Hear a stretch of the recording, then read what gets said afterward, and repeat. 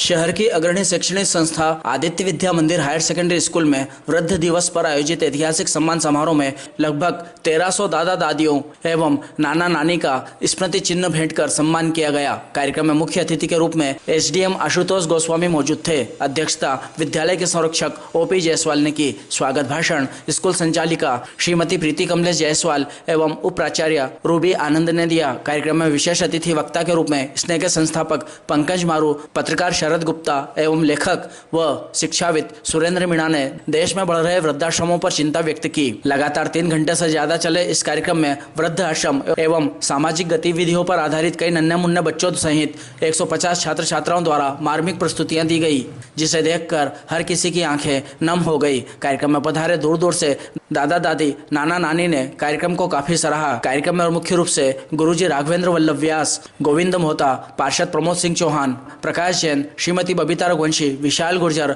वासुदेव चौहान, पार्षद आसिफ हुसैन, अंतिम Mawar, Lions Club अध्यक्ष Lata Khetan, Lions Club Nagda greater अध्यक्ष झमक राठी, चंद्रशेखर जैन, बद्रीलाल पोरवाल, अरविंद नहार, एनके मिश्रा, डॉक्टर हरीश तिवारी, रवि शर्मा, राजेंद्र सोलंकी सहित कई गणमान्य नागरिक व विद्यालय स्टाफ उपस्थित थे। कार्यक्रम का संचालन जितेंद्र अग्रवाल एवं सपना अरोड़ा ने किया। आभार सपना परिहार ने माना।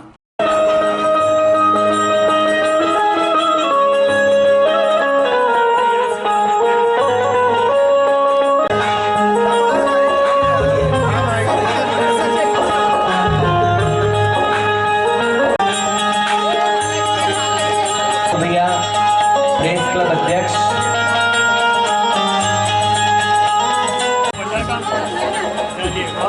बहुत बहुत धन्यवाद, बहुत बहुत आभार। कि कई रातों से सोई नहीं मेरे पिता ने कि पापा मुझे डर लग रहा है। एक रात कहा था मैंने कि पापा मुझे गर्मियों में अचार पापड़ बनाने वाले लोग, घर का पुराना सामान इस्तेमाल करने वाले, हमेशा देसी टमाटर, बैंगन, मेथी, साग सब्जी ढूंढने वाले लोग, अभी तक नहीं आया घर के बाहर बेड के इंतजार करने वाले लोग, हमारी बीमारी पर नजर उतारने वाले लोग, क्या आप जानते हैं ये सब लोग धीरे धीरे हमारा साथ छोड़ के जा रहे हैं। बहुत विडंबना है कि 10-15 साल में ये जितने सीनियर सिटीजन हैं, ईश्वर मेरी बात को झूठी कर रहे, हमारे साथ 100 साल तक रहे, पर ये करवा सच है। तो दुआएं साथ चलती है। जब घर से निकलता हूँ तो दुआएं साथ चलती है। इन्हीं शब्दों के साथ आमंत्रित करूंगा ओल्ड एज रही है। और इस बार जब तेरी बारी आई तो तू उन्हें लेने नहीं आया, और तो और बिना बताए ट्रिप पे निकल गया। चल मैं तो बिना बताए चला गया, तो तूने कौन सा अच्छा काम कर दिया है?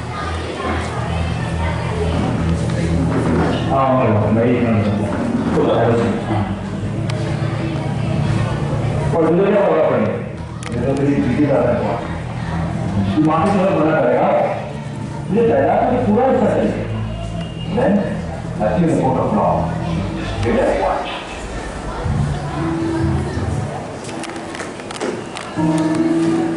ऐसे होकर आप टाइम निकाला। क्या हुआ? अंकल मेरे भाई ने सारी हदें पार कर दी और मैं चाहता हूँ कि अब फैसला हो जाए। अब आप बस केस की तैयारी करें। मैं चाहता हूँ कि आप इसके खिलाफ एक स्ट्रॉन्ग सा केस बनाओ and we see him in court.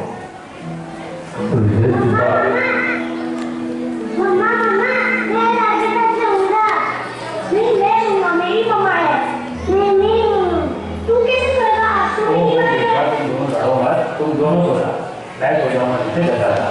Okay, happy? दोनों बहुत चलाते हैं, एक सेकंड भी मेरा पीछा नहीं छोड़ते। तुम कल सोए थे ना बोलती, बेटा भैया की टर्न है, ओके? मम्मा मम्मा पापा ने कहा है हम दोनों साथ क्यों लगते हैं? But this is cheating ना, भैया ऐसे बुरा मान जाएंगे? नहीं मम्मा भैया मैं नहीं मानेंगे, वो मेरे भाई है ना भैया? अच्छा मैं बुरा दिन मानूंगा, आज तुम भी सोता। Dear friends ना, हाँ भाई dear friends। बड़ा प्यार है दोनों का आपस में, हाँ, और आप दोनों को बहुत प्यार करते हैं। बिल्कुल ठीक कहा आपने, इन दोनों की ना जान बचती आपस में, और अपनी माँ को चाहिए एक पल के नहीं होता है। बाप पर जो है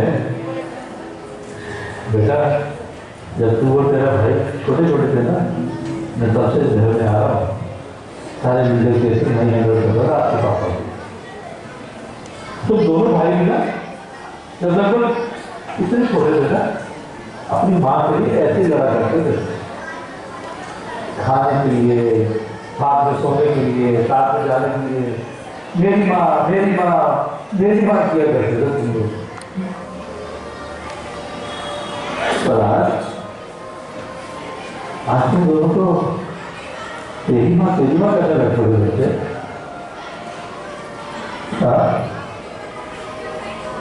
मुझे तो डर लग रहा है कि बड़े होने से ही हम दोनों को वृद्धाश्रम में छोड़ा है। अंकल ये वृद्धाश्रम क्या होता है? अब ये पूरी तरह तो बताना पड़ेगा ना बेटा। वृद्धाश्रम ना ओल्ड एज होम को बोलते हैं, जहाँ ओल्ड पीपल रहते हैं, जैसे दादा दादी। जब छोटे छोटे बच्चे होते हैं ना आपकी तरह, जो पहले तो कहते हैं मेरी माँ, लेकिन बड़े होते शुरू हो जाते हैं तेरी माँ। और जब वो बच्चे तेरी माँ करते हैं ना, फिर वो अपने मम्मी पापा को ओल्ड एज होम यानी कि वृद्धाश्रम में छोड़ आते हैं। फिर वो अपने मम्मी पापा से अलग रहते हैं, खुशी खुशी। नहीं पापा मम्मा, मैं रास्ता में से बगैर बिल्कुल नहीं रह सकता। कोई बात नहीं होगी। हाँ, मैं लगा था पास ही रहेंगे। करता हूँ। हम मम्मी पापा से छुट्टी लेने आ सकेंगे। मैं बोलता हूँ बेटा देखा कैसे ऐसे ही घूमता है, लेकिन बात ही समझ आती है कि बच्चे जब बड़े हो जाते हैं तो अपनी आदत को क्यों भूल जाते हैं? मेरी माँ कर देते हैं और तेरी माँ शुरू कर देते हैं।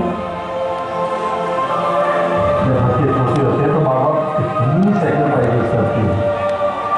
बड़े होने जब तुम्हारे सेक्रीफाइस करने की बात आती है तो पीछे तो बढ़ जाते हो। समझ क्या था? सॉरी, मैं क्यों आपके पास मामले में बोल रहा हूँ। कभी हम आपको वापस लेके आएंगे। बच्चे जो देखते हैं वही सीखते हैं। हमारे बच्चे बड़े होकर तेरी माँ कभी नहीं करेंगे। उनकी क्या कहना, जाने में मुझे गलतियाँ हुई हैं, वो हमारे बच्चे नहीं बनाएंगे।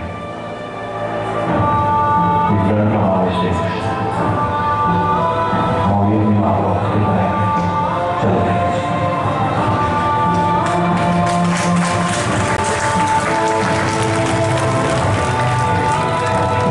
कैसे भी हो, उनका ध्यान देना आपका फर्ज है। वो कितनी मेहनत से आपको पाल कर बड़े करते हैं। आप जब बच्चे होते हैं तो पूरी जिद करते हैं, मुझे ये ले दो, मुझे वो ले दो, चिड़चिड़ापन भी आप दिखाते हो। तो जब आपके माँ बाप बुजुर्ग होते हैं तो ओल्ड एज के कारण वो भी बच्चे बन जाते हैं। उनकी जिंदगी आपको क्यों बुरी लगती है? उनके दिमाग से आपको क्यों अजीब लगती है? अरे अब आपकी बारी है तो आप ध्यान दो ना। एक बात से समझ आई मुझे, एक माँ के 4 बच्चे भी होना बड़े आराम से उन्हें पाल लेती है, और नामत अब 4 बच्चों पर तो मिलकर भी एक माँ को नहीं संभाल सकती। वो घर अनाथ आश्रम से कम नहीं है। वो घर अनाथ आश्रम से कम नहीं है। जिस घर के बुजुर्ग वृद्ध आश्रम में रहते हैं, जिस घर के बुजुर्ग वृद्ध आश्रम में रहते हैं, क्योंकि दुख का पात्र उनकी वजह से ही तो घर से दूर होता है। किसी ने सच भी कहा है, किसी ने सच भी कहा है, हर घर में एक बुजुर्ग का होना जरूरी है। तो आपको इतना बताना चाहता हूं कि हमारे बच्चे रिश्ते भूलते जा रहे हैं। उन्हें पता भी नहीं है कि नाना नानी, दादा दादी, बुआ फूफा, मामा मामी, मौसी मौसा जी, चाचा चाची, वे सभी वो सभी को अंकल कह रहे हैं। आजकल इस दौर में सभी अंकल हो गए, अंकल और आंटी। किसी से पूछो वो बोले ये मेरे अंकल है, ये मेरे आंटी है। बड़ी मुश्किल से कोई बोलता है कि मेरे काका है, ये मेरे चाचा है, ये मेरे चाची।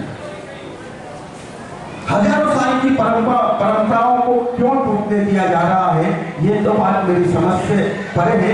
लेकिन इस तरह के कार्यक्रम आदि विद्या मंदिर स्टाफ के सभी शिक्षक शिक्षिकाएं जिन्होंने ऐसे कार्यक्रम का ताना बाना होना है, जो अंतर मन को झंझोर देता है, पीड़ा देता है, टीस देता है, सब कुछ ऐसा लगता है कि साकार रूप में अवतरित हो रहा है। अभी एक नाटिका के माध्यम से हमने देखा ओल्ड एज होम के बारे में, जो यहाँ पर एक सुंदर सी प्रस्तुति, क्यों आपका परिवार सुख और समृद्धि से भर उठेगा। पायल मैम भी, अमन सर आप भी आए और स्वागत है।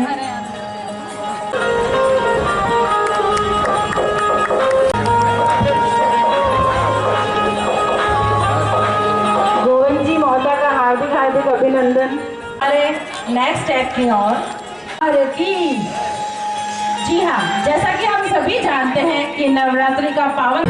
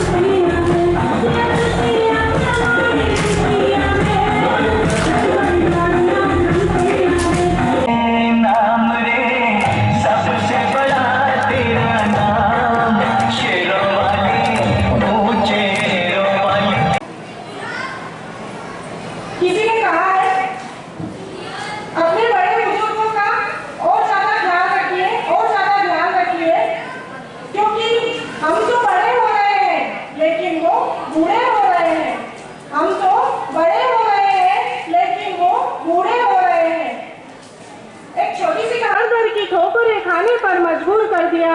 मुझे खाने को मिलता है तो खा लेता हूँ, सोने को मिलता है तो सो जाता हूँ। उस महिला ने कहा, आपने मुझे पहचाना नहीं, मैं वही महिला है। उनके बच्चे भी उनका सम्मान नहीं करते। अगर आज आप अपने करेंगे, आपके बड़े बूढ़ों का सम्मान करोगे तो आपके बच्चे शक्ति का स्वागत करें।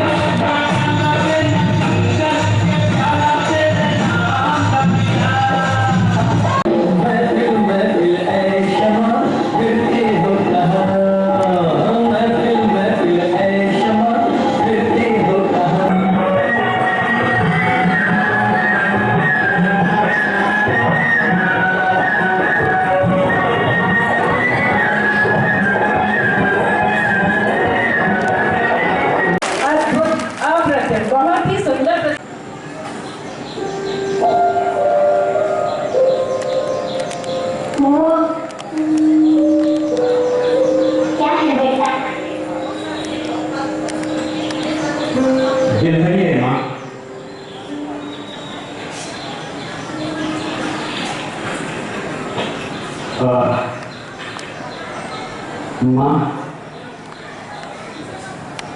मुझे कुछ बात करनी है तुमसे।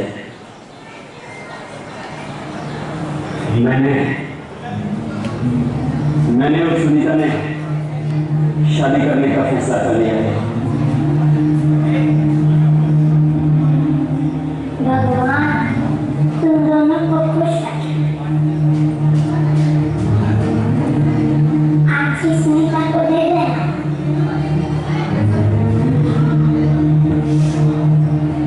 वो क्या है बेटा? दिलहरी है माँ।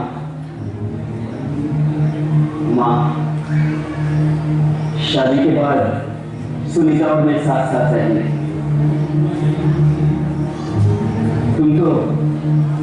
तुम तो जानती हो ना माँ, ये शहर कितना महंगा है।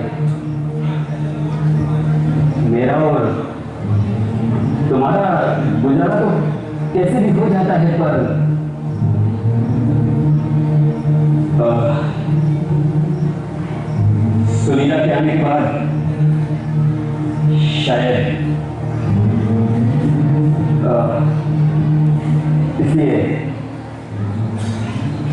इसलिए हम चाहते हैं कि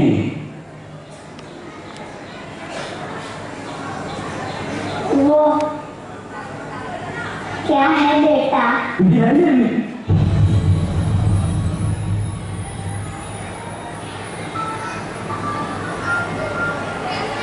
देखो मां, बुरा मत मानना, क्योंकि बहुत सोचने के बाद मैंने और सुनीता ने ये तय कर लिया है। शादी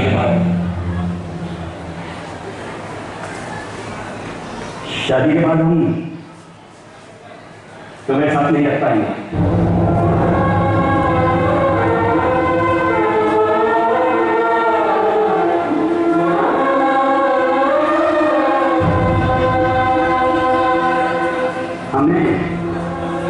हमने आपके लिए वृद्धाश्रम में रहने की व्यवस्था कर दी है।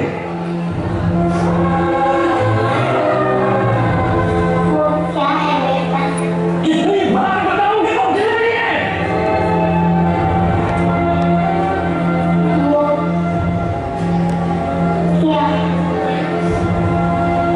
गिलहरी। कितनी बार समझाऊं? क्यों समझ में नहीं आता है तुम्हें?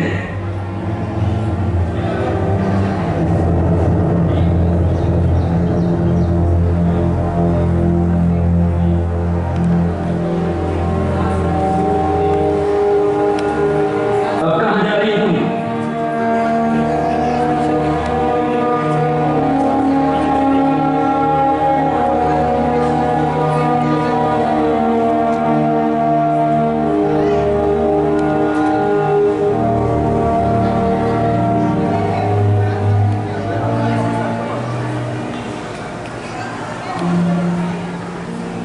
तारीख 15 अप्रैल 1975। आज मेरा बेटा थोड़ा जोर से पढ़ो।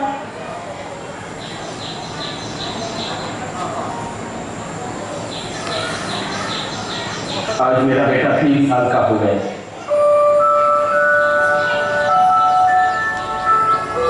मैं उसे घुमाने के लिए पार्क में ले गया। हम बैठे हुए थे और अचानक एक गिलहरी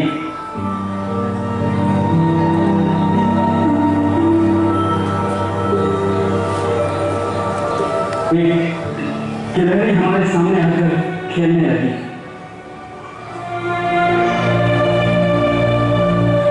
मेरे बेटे ने मुझे 21 बार पूछा वो क्या है।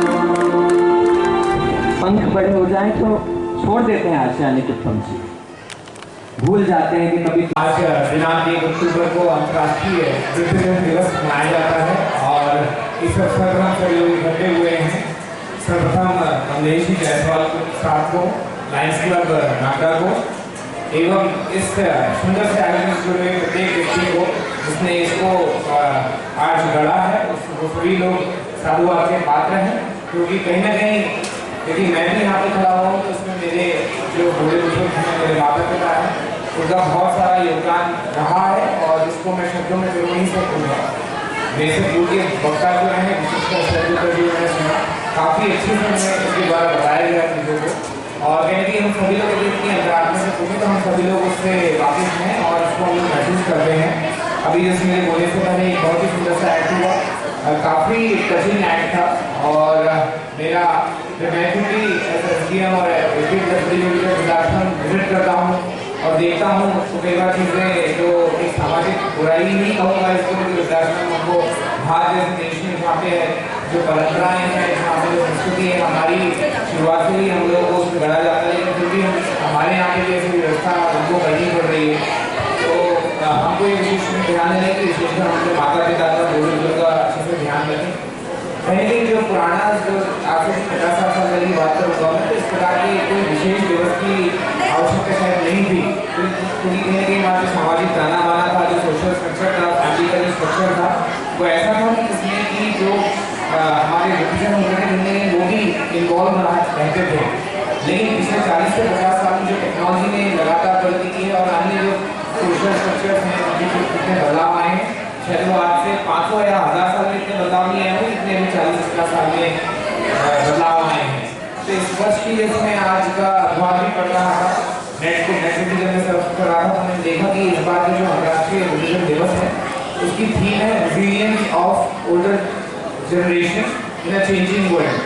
मतलब किस प्रकार से जो चीज़ें बदलाव हो रही हैं तो उसमें जो ओल्डर जनरेशन या वृद्धजन है उनको किस प्रकार से लचीलापन लाना पड़ेगा या बदलाव लाना पड़ेगा, क्योंकि चीज़ें जब इतनी गति से बढ़ रही हों, कहीं ना कहीं अंतर्राष्ट्रीय जो वृद्धजन दिवस है उसके माध्यम से एक प्रेरणा दी जा रही है कि किस प्रकार से हमको दूसरे लोगों को भी बदलना पड़ेगा, वृद्धजन में भी कैसा क्या रहेगा।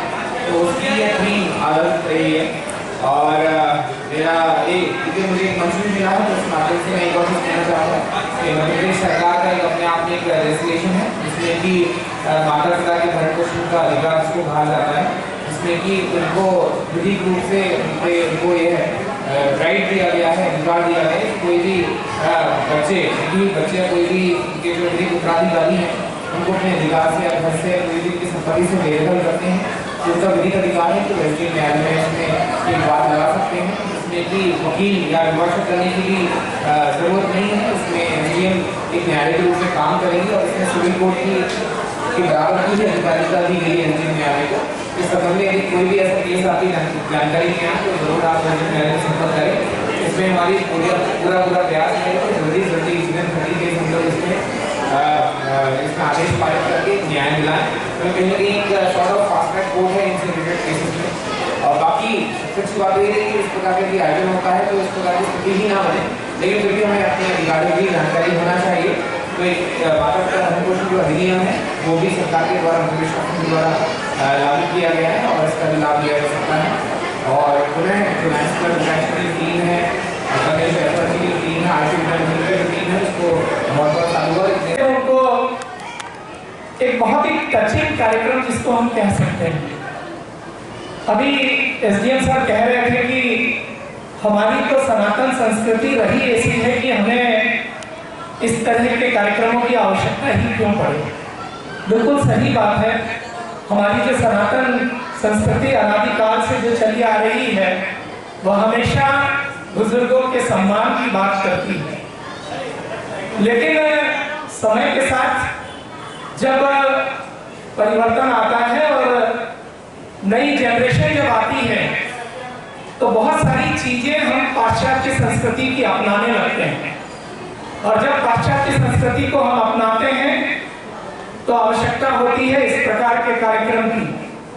मैं आज का दैनिक भास्कर पढ़ रहा था शरद भैया, दैनिक भास्कर के अंतिम पृष्ठ पर एक बड़ी ही दुखद खबर थी कि पूरे देश में वृद्धाश्रमों में लोगों की संख्या बढ़ रही है और सरकार बहुत सारे नए वृद्धाश्रम खोलने जा रही है। मुझे लगता है कि वृद्धाश्रमों की जगह अगर सरकार आदित्य विद्या मंदिर जैसे स्कूलों को खोलने लगे तो वृद्धाश्रमों की आवश्यकता स्वतः समाप्त हो जाएगी। क्योंकि हमारी जो शिक्षा पद्धति पुरानी थी, गुरुकुल शिक्षा पद्धति, वह गुरुकुल शिक्षा पद्धति हमें शिक्षा नहीं देती थी, वह हमें ज्ञान देती थी। शिक्षा और ज्ञान में बहुत फर्क होता है। शिक्षा हमें कागज का एक टुकड़ा देती है जिसको लेकर हम जाते हैं और उस टुकड़े के माध्यम से हम सो कॉल्ड बड़े ऑफिसर्स, बड़े ब्यूरोक्रेट्स, बड़े इंजीनियर, बड़े डॉक्टर बन जाते हैं। लेकिन जब हमें ज्ञान मिलता है तो हम हमारी सनातन संस्कृति की जितनी धरोहरें हमें विरासत में मिली है उनको आत्मसात करते हैं। मैं आज के इस अवसर पर शहर के एक ऐसे व्यक्ति का उदाहरण जरूर देना चाहूंगा। हम माता पिता की बात कर रहे हैं और अभी एक एक्ट देखा, उस एक्ट को जब हमने देखा तो जो माँ थी उसको पार्किंसंस, मुझे लगा कि शायद पार्किंसंस की प्रॉब्लम थी। और जब माँ बाप को इस तरह की समस्याएं हो जाती है तब तो परिवार में उनको घर से बाहर निकालने के लिए कई तरह के घटनाक्रम भी रचे जाते हैं। क्योंकि मैं दिव्यांगता के क्षेत्र में काम करता हूँ। अभी शरद भैया बात कर रहे थे कि परिवार नाम की संस्था खत्म हो गई। ये बहुत बड़ा कटु सत्य है। और अभी मैंने दिल्ली में एम्स की जो चाइल्ड न्यूरोलॉजिस्ट है उनका एक सेमिनार अटेंड किया। एक बहुत ही खतरनाक स्थिति से आपको अवगत कराने जा रहा हूँ। इस देश में बौद्धिक दिव्यांगता की एक श्रेणी होती है ऑटिज्म। ऑटिज्म के अंदर जब बच्चा होता है तो बच्चा अपने में खोए रहता है, वो बाहर की दुनिया से बातचीत नहीं करता, बाहर की दुनिया को एक्सेप्ट नहीं करता और कई बार तो अपने माता पिता को नहीं पहचानता। एम्स ने एक सर्वे किया और एम्स ने ये बताया कि अभी नए जितनी डिलीवरीज हो रही है हर 37 बच्चों में एक बच्चा ऑटिस्टिक पैदा हो रहा है, ऑलमोस्ट 3%। और जानते हैं उसका कारण क्या है? उसका कारण है हमारी न्यूक्लियर फैमिलीज। क्योंकि जब लेडी प्रेग्नेंट होती है परिवार में कोई नहीं होता और वह पूरे टाइम अपने मोबाइल में खोई रहती है और उसके मोबाइल में खोए रहने से न तो कोई उसके चेहरे पे एक्सप्रेशन आते हैं, न वह किसी तरह का कोई संवाद करती है। और वही सिम्टम्स जो हमारे सनातन धर्म ने हमें अभिमन्यु के समय सिखाया था, वही सिम्टम्स उस बच्चे में जाते हैं और वो बच्चा ऑटिस्टिक पैदा होता है। इसलिए ये बहुत जरूरी है कि हम अपने बड़े बुजुर्गों को अपने साथ रखें। वो हमारी ढाल बनकर हमारे आने वाली जनरेशन की रक्षा करने वाले हैं।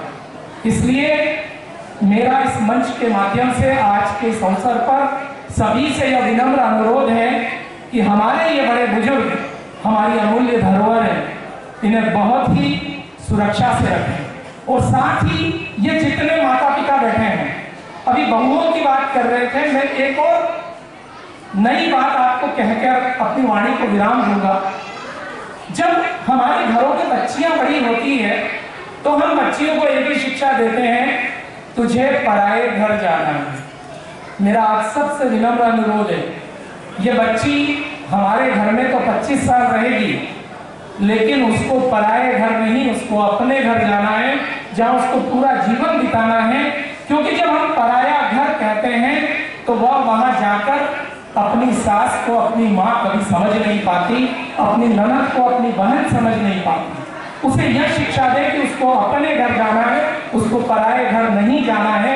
जब इस प्रकार का ज्ञान हम उन्हें देंगे तो ये घरों के टूटने की परंपरा रुक जाएगी। हमें प्यार है, उनके बेटों पर हमेशा दुआएं होती हैं। ऐसा करने वाले सिर्फ और सिर्फ हमारे ग्रैंड पेरेंट्स होते हैं।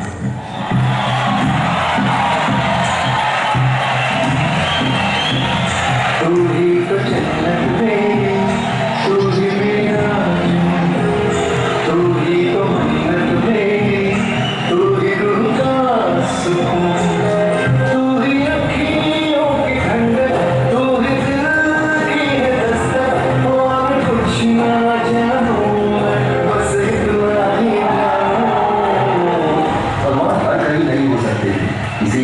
उन्होंने दादा और दादी को बनाया।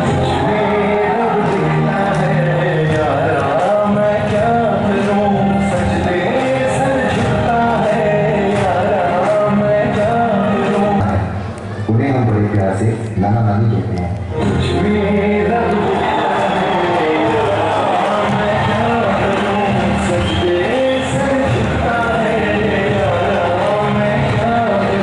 ये देखा है आप लोगों का, तो ये मैंने डोमेस्टिक वायलेंस पर मैं काउंसलिंग करती हूँ और मैंने देखा कि यहाँ पर दिल को छू लेने वाले कुछ यहाँ पर जो एक्ट बताए गए हैं, जो नाटक के रूप में दिखाया गया है, ये रोज़मर्रा की ज़िंदगी में एक केस बनकर हम लोगों के सामने आता रहता है। और जिस तरह से यहाँ के बहुत सारे लोगों ने बताया है, दैनिक भास्कर के जो संपादक जी हैं वो और मारू जी, इन दोनों को मैंने सुना कि किस तरह से ये सारी चीज़ें सब हो रही। बहुत सहमत हूँ मैं इनकी बातों से। बहुत विकृत समाज और सोच होती जा रही है और नागदा में इस प्रकार की कोशिश आदित्य विद्या मंदिर की तरफ से जो हुई है बुज़ुर्गों को सम्मान देने की, उनके जो पोता पोती हैं उनकी नज़र में उनकी कीमत बताने की, उनकी अपनी क्या कीमत है उनकी ज़िंदगी में, ये बताने की, दर्शाने की जो एक कोशिश, एक प्रयास हुआ है, वो वाकई काबिल तारीफ़ है। और मुझे बहुत अच्छा लगा कि मैं इतनी दूर से इस कार्यक्रम को अटेंड करने के लिए आई और मैं बहुत खुश हूँ कि ऐसी सोच सभी को अब रखनी होगी। सिर्फ ये आदित्य विद्या मंदिर के ये कमलेश जी जायसवाल की जिम्मेदारी नहीं है, ये एसडीएम साहब की जिम्मेदारी नहीं है, ये समाज सेवक लोगों की जिम्मेदारी नहीं है। ये जिम्मेदारी घर से शुरू होती है जो बाद में ये सड़कों पर जाती है और एक खबर बन करके अखबारों में कोने में पड़ी रह जाती है। आज हम लोग अगर वाकई में अपने बच्चों को ये सिखाएं कि बेटी पराया धन नहीं है, वो पराया धन नहीं, वो अपने घर जाने वाली है।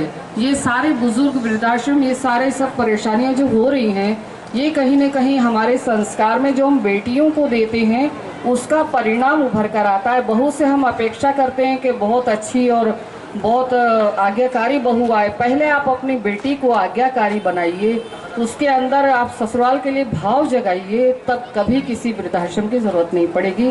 धन्यवाद। छेड़ी जा सकती है, ना तौली से जलाई जा सकती है, ना जल से निर्भर कर सकता है और ना ही पवन से सुखा सकती है। आत्मा शरीर में रहते हुए भी अमर है। अच्छा दादी, मुझे होमवर्क करना है, इसके आगे कर मैं आपको बात में सुनाती हूँ। बाय दादी। सुन, मावे की खीर बनाना मत भूलना। मावे की खीर तेरे दादाजी को बहुत पसंद थी। ठीक है मम्मी जी। मम्मी जी, आपसे एक बात पूछूं? हाँ बोलना, क्या बात है? क्या ये श्राद्ध करना जरूरी होता है? हाँ बेटा, बहुत जरूरी होता है। अगर हम ना करें तो? अरे नहीं करेंगे तो हमारे पितृ हमसे नाराज हो जाएंगे, और नियम से श्राद्ध कर दो तो वे खुश होकर हमें आशीर्वाद देते हैं। ऐसा ही बड़े बुजुर्ग कहते हैं। अच्छा, श्राद्ध में जो कपड़े, दान दक्षिणा और जो खाना हम देते हैं ना, ये सब उनको लगता है। तो मम्मी जी, जब अम्मा जी इस दुनिया से चली जाएंगी तो उनका भी श्राद्ध करना पड़ेगा? हाँ हाँ बेटा, उनका भी श्राद्ध करना पड़ेगा। फिर तो अम्मा जी मरने के बाद भी सुखी रहेंगी, क्योंकि मरने के बाद भी उनको उनकी पसंद का खाना मिलेगा। चल जा, ज्यादा ज्ञान मत दे, जितना कहा है उतना कर। मुझे क्यों दे रही है? जाकर अम्मा जी को देना। उनको तो दे दिया, ये आपके लिए है। आपको अभी से आदत डालनी चाहिए, क्योंकि आगे आपको भी तो यही खाना है।